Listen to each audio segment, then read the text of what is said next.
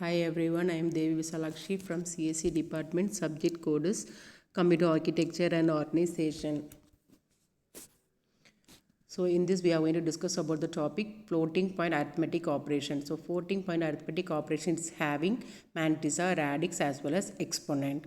So registers for floating point arithmetic, it's having the B register, parallel adder, A register, and next one is the QR. That is the A means it's having the accumulator and QR register, B register is there. And then addition subtraction of floating point numbers. In this we are having the check for zeros, align the mantissas, and add or subtract the mantissas, normalize the result. So these are things that comes under the floating point arithmetic. So first we can see the floating point arithmetic addition as well as the subtraction. So first we have to compare components of two numbers. Shift the smaller number to the right until the exponent would match the larger exponent. Add or subtract the significance according to the sign bits.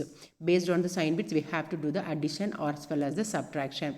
Normalize the sum, either shifting right or incrementing the exponent or shifting left and decrementing the exponent. Round the significant to the appropriate number of bits and normalize it. Rounding generates a carry. Algorithm for floating point addition and subtraction. This is the structure of the main floating point addition and subtraction. So in this we can see where we have to do and what are the operations will be performed. Everything will be comes under in this diagram itself. So floating point multiplication. So this floating point multiplication, we are having the multiplicand in BR and QR is the multiplier.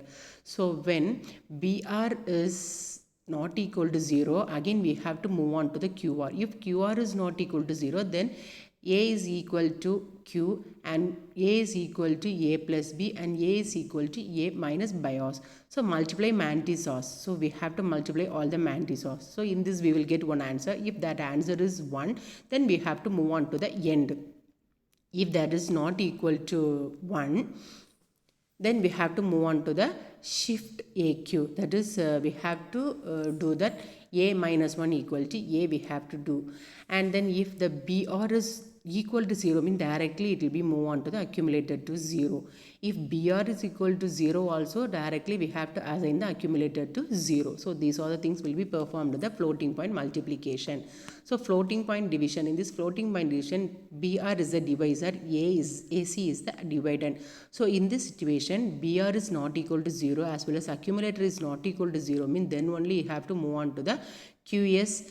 AS plus BS. AS means there is A register sign bit, B register sign bit. We have to add that one with the QS.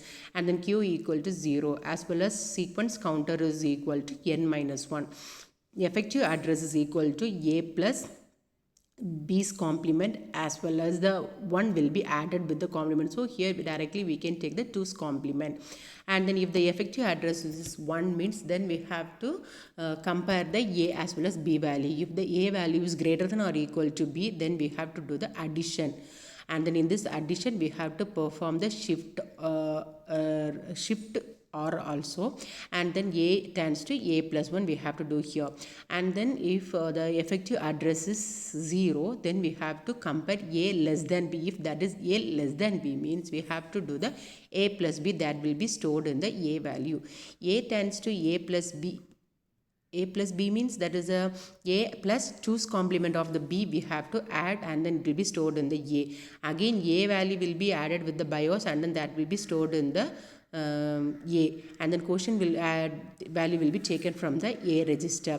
And then finally that QR is 0 means it will be directly move on to the divide magnitude of mantissa as in the fixed point numbers. If the BR is equal to 0 means we cannot divide that one, that is divide by 0 value will be given. Thank you.